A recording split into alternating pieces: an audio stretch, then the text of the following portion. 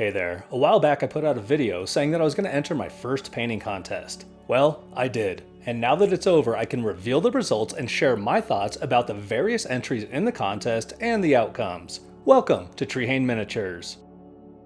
Now this was not a real painting contest in the sense that there wasn't a panel of judges critiquing the technical painting prowess of the entrants involved. It was more of a fun little publicity stunt put on by a very enthusiastic designer of the board game Sky Empire.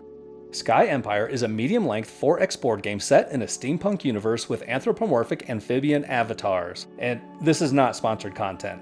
This was a lighthearted, low-stakes, community-driven painting contest. All levels of painters participated, from rank beginners who were painting a mini for the very first time to high-level intermediate painters. I didn't see any entries that screamed professional painter or ringer here. The entries were voted on by members of the GameFound community who were following the crowdfunding campaign. First impressions are everything in a painting competition like this. I don't think that the general board game public is looking to evaluate painting technique in deciding which painting is their favorite. The paint scheme for my entry was largely determined by your comments to my previous video and a little input from my wife. One comment that stands out was this one that suggests I go with the pink OSL to try something new. I agree with the premise that trying something new is almost always a good idea. The rest of the color scheme was based loosely on the colors I chose for Leon from Cthulhu Death May Die. My wife recently told me that this is one of her favorite miniatures that I've painted because of the vibrant 1980s color palette, so I figured I'd use it again for this contest. Why not? For my entry, I took my usual approach to painting a hero character. I spent far too much time getting smooth blends on the skin.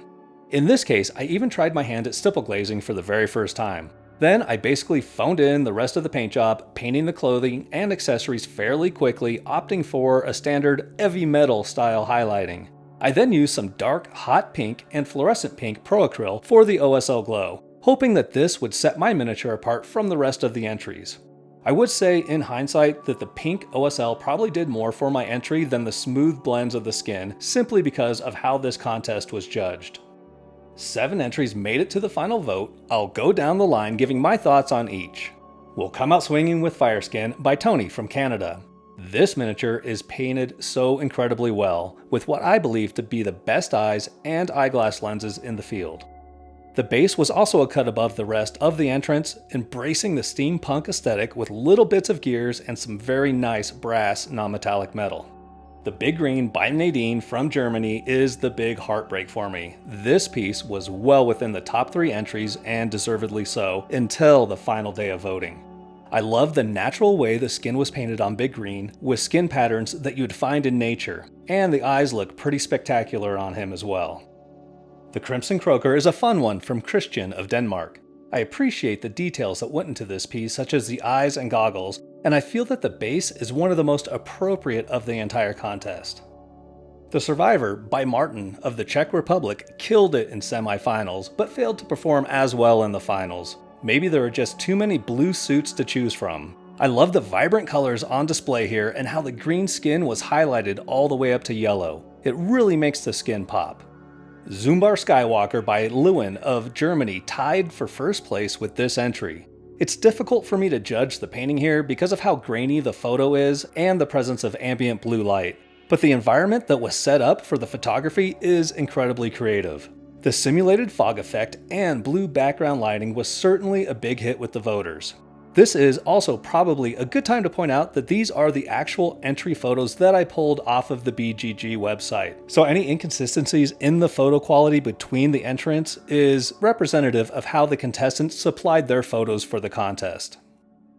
Blackfire by Tomas of Hungary was clearly a fan favorite, and I was one of the biggest fans of this comic style entry. And not just because this is the only other orange skinned frog besides mine.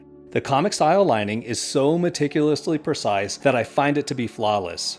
Every part of this piece looks fantastic even when zoomed way in. This is pure artistry on display. I do think that the dark pattern on the skin makes the face a little hard to read when the zoom is pulled way out, but this is still easily one of my favorites. The last entry that made it to the finals was by some nerd from the USA.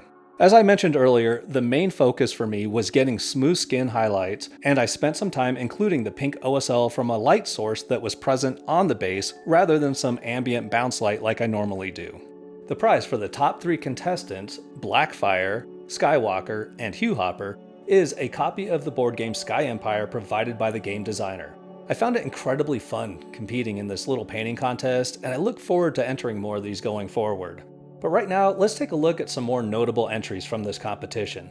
I found the skin on the Crystal Collector to be exceptional. I love the subtle color of the patterns found over the face and arms. It looks very natural, and the blending between the green and yellow areas of the skin cannot be beat. If I'm being completely honest, I think that Zoombar from the Black Lagoon is my favorite entry in the entire competition. The gritty diesel punk aesthetic and dark blue skin coupled with fine painting technique just works for me, and the base work adds so much to the piece. And last but not least, we have the Baron, which is another damn fine example of a comic style entry. This is such an outstanding piece with refined brushwork and a high contrast paint scheme. The black lining on this model makes everything pop beautifully, and I particularly like how the eyes look like they're peering directly into my soul.